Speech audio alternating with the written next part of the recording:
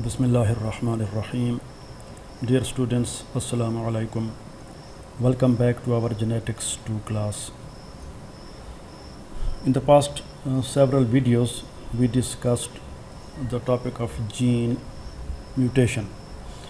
What are mutations, kinds of mutations, how mutations are caused, and various mutagens, including the chemical mutagens and the radiations. In this particular video, we are going to discuss the reversion analysis. If mutations do take place, mutations do occur, there are chances that those mutations are reversed.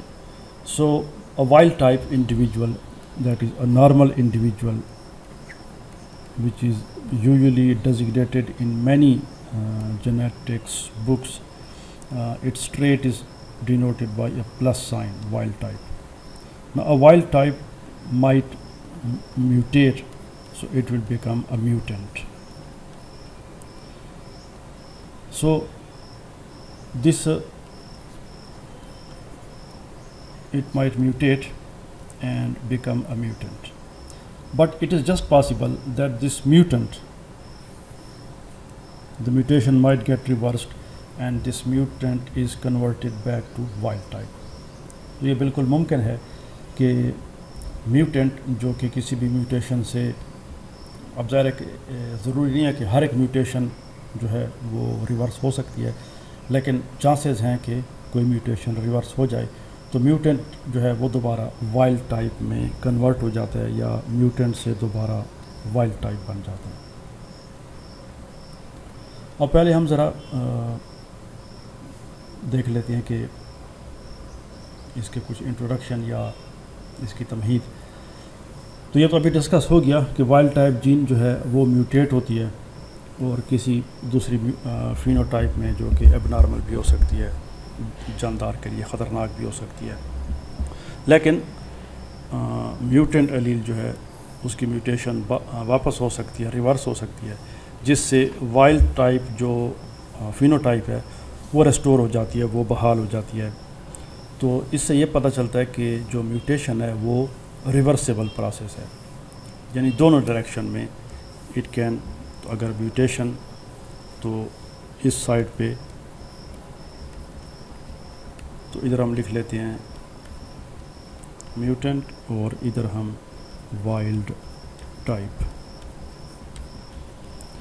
तो इधर आ जाएगा reversion. तो mutation होगी तो mutant बन जाएगा, अगर mutant में रिवर्जन होगी तो it will be converted back to wild type. अब आम तौर पे जो वाइल्ड टाइप से म्यूटेंट फिनोटाइप बनती है तो इसको हम it is known as forward mutation. तो बहरहाल ये कोई इतनी वेल यूज्ड या नॉर्मली यूज्ड टर्म नहीं है. बहरहाल ये कि म्यूटेशन हो सकती है दोनों डायरेक्शन में, इसकी पॉसिबिलिटी है. अब ये उसी को एक्सप्लेन कर रहा है कि हम किसको फॉरवर्ड म्यूटेशन कहेंगे और किसको म्यूटेशन कहेंगे. वो कहते हैं कि अब दो जीन्स हमारे पास, एक ब्लू आई है और एक ब्राउन आई है, और ह्यूमंस में ये दोनों जो है वाइल्ड टाइप हैं. लेकिन अगर एक ऐसी पॉपुलेशन है जिसमें ज़्यादातर आपको ब्राउन आइड इंडिविजुअल्स मिलते हैं, तो अगर उसमें कहीं से ब्लू आई निकल जाए तो फिर हम उसको कह सकते हैं कि भाई ये तो सारी पॉपुलेशन जो है वो ब्राउन की है, तो इसमें ये जो ब्लू है it might be a mutant. तो जैसे अभी हमने देख लिया कि जब दोबारा म्यूटेशन होती है, जो कि पिछली स्लाइड में हमने देखा, और वो पहली वाली म्यूटेशन को रिवर्स कर देती है, तो इसको हम रिवर्जन या रिवर्स म्यूटेशन कहते हैं.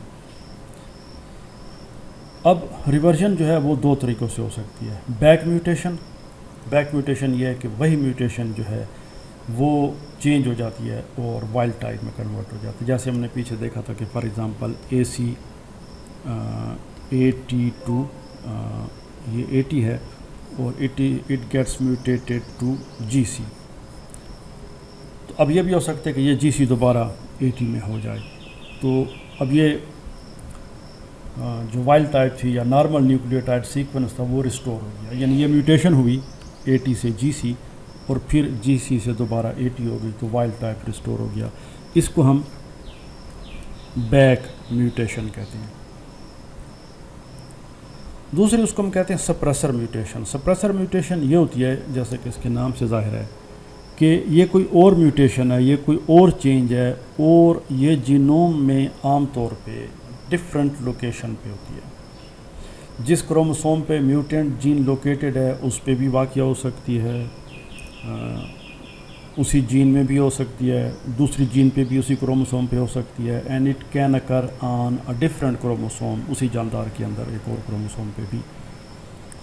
تو یہ جو میوٹیشن ہوتی ہے جس کو ہم سپریسر میوٹیشن کہتے ہیں، یہ پہلی میوٹیشن کے ایفیکٹ کو، تو یہ بات ذرا تھوڑی سی غور طلب ہے اور اس پہ آپ توجہ دیں.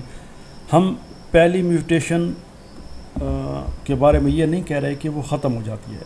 That mutation exists. For example جیسا بھی میں نے کہا کہ اے ٹی ٹو جی سی ہو گئی اور اس سے کوئی فینوٹائپ میں تبدیلی آ گئی. اب یہ A T to G C mutation exist کرتی ہے. اب اے ٹی ختم ہو گیا، اس کی جگہ جی سی ہے، میوٹیشن ہے، لیکن کوئی دوسری میوٹیشن کسی اور جگہ پہ ہو گئی، ڈفرینٹ لوکیشن پہ، جیسے میں نے آپ کو بتا دیا. وہ وہی جین کے اندر کسی دوسری جگہ پہ بھی ہو سکتی ہے، اسی کروموسوم میں کسی دوسری جین کے اوپر ہو سکتی ہے، یا جینوم کے اندر کسی دوسرے کروموسوم کے اوپر. تو اس سے پھر کیا ہوگا، وہ میوٹیشن، اس میوٹیشن سے جو ایفیکٹ پیدا ہوتا ہے اس کو سپریس کر دیتی ہے، جس کا مطلب یہ ہوتا ہے کہ جو وائلڈ ٹائپ فینوٹائپ ہے وہ ظاہر ہو جاتی ہے. یعنی وہ میوٹیشن سپریس ہو جاتی ہے تو وائلڈ ٹائپ ایفیکٹ ظاہر ہوگا. اب یہ وائلڈ ٹائپ ایفیکٹ کا ظاہر ہونا، اوریجنل میوٹیشن جو بیک میوٹیشن تھی اس کا ختم ہونا نہیں ہے، بلکہ یہ کسی اور میوٹیشن نے ایسا ایفیکٹ پیدا کر دیا جیسے یہ میوٹیشن جو پہلی تھی، اوریجنل تھی، یہ ختم ہو گئی ہو، حالانکہ وہ ختم نہیں ہو گئی ہوتی. تو یہ دو طریقوں سے ریورژن ہو سکتی ہے، کہ ایک تو میوٹیشن سرے سے ہی ختم ہو جائے، ایک ڈائریکشن میں ہوئی اور ریورس ہو جائے تو میوٹیشن ختم ہو گئی اور وائلڈ ٹائپ فینوٹائپ ریسٹور ہو گیا. دوسرا یہ ہے کہ کسی دوسری جگہ پہ میوٹیشن پہلی میوٹیشن جو ہے اس کے ایفیکٹ کو ختم کر دیتی ہے. میوٹیشن ہوتی ہے لیکن اس کا ایفیکٹ ختم ہو جاتا ہے، انڈیویجول وائلڈ ٹائپ بن جاتا ہے اور لگتا یوں ہے کہ میوٹیشن اس میں ختم ہو گئی. در حقیقت اس میں میوٹیشن ختم نہیں ہوتی، ایک اور میوٹیشن نے اس پہلی والی میوٹیشن کے اثر کو ختم کر دیا ہوتا ہے. اب اس میں یہ جو امپارٹنٹ سینٹینس ہے کہ بیک میوٹیشن جو ہے یہ وائلڈ ٹائپ نیوکلیوٹائڈ سیکوینس کو ریسٹور کرتی ہے، کیونکہ جو اے ٹی سے جب جی سی ہو گیا تو پھر یہ میوٹیٹ بیک، تو ادھر میوٹیشن تھی ادھر ریورژن تھی، تو ریورژن سے یعنی یہ ایسے ہوا تو یہ ایسے ہو گیا، تو جی سی سے واپس، تو بیک میوٹیشن جو ہے اوریجنل سیکوینس کو اس نے بحال کر دیا اور میوٹیشن سرے سے ہی ختم ہو گئی. سپریسر میوٹیشن یہ نہیں کرتی، جیسے کہ پچھلی سلائڈ پہ ہم نے دیکھا. تو سپریسر میوٹیشن کہاں پہ ہوتی ہے، یہ پیچھے بھی میں آپ کو بار بار بتا چکا ہوں. سیم جین جہاں پہ اوریجنل میوٹیشن ہوئی ہے، یا کوئی اور جین، یا ڈفرینٹ کروموسوم، تو کسی جگہ پہ بھی ہو سکتی ہے. عام طور پہ میوٹیشن جو ہے وہ ریورٹ ہو جاتی ہیں بیک میوٹیشن کے ذریعے، لیکن دوسری میوٹیشن جو ہے وہ سپریسر میوٹیشن کے ذریعے ختم ہو جاتی ہے. تو یہ دونوں طریقے ہیں کہ میوٹیشن کیسے ریورس ہو سکتی ہے، سپریسر میوٹیشن کے ذریعے یا بیک میوٹیشن کے ذریعے. اب ان دونوں کی جو پرابیبلٹی ہے یا پاسبلٹی ہے وہ عام طور پہ ہم ایک بیک کراس کے ذریعے ڈٹرمن کرتے ہیں کہ کس کی پرابیبلٹی زیادہ ہے، بیک میوٹیشن کی، یہ جو پاسبلٹی ہے، یا سپریسر میوٹیشن کی، سپریسر کی یا بیک کی، کس کی واپس ہونے کی.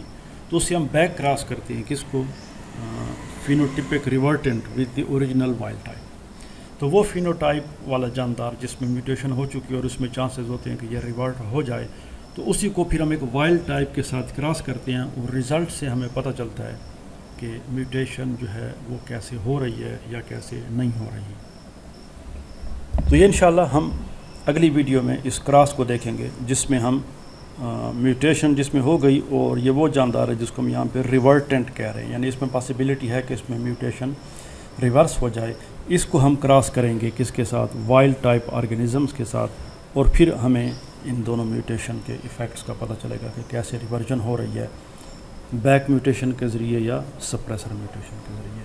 تو یہ کراس انشاءاللہ ہماری اگلی ویڈیو کا ٹاپک ہے.